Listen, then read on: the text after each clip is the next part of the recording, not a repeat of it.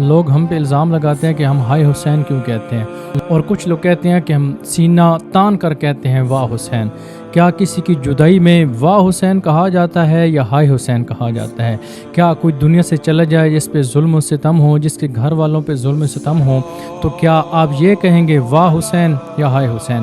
تو ہم قرآن سے دلیل دیں گے۔ قرآن کیا کہتا ہے؟ جب حضرت یعقوب کو خبر ملی حضرت یوسف علیہ السلام کے بارے میں، سورہ یوسف آیت نمبر 84، تو قرآن کہتا ہے یا آسفا علی یوسف، حضرت یعقوب نے کہا ہائے یوسف۔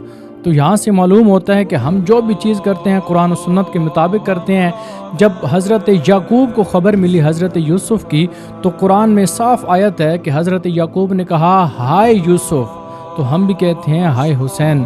اگر کسی پہ ظلم و ستم ہو رہا ہے، کربلا میں ماں بہنوں کے پردے لوٹے جا رہے ہیں، تو کیا آپ وہاں پہ یہ کہیں گے کہ واہ حسین؟ نہیں، بلکہ کہیں گے ہائے حسین۔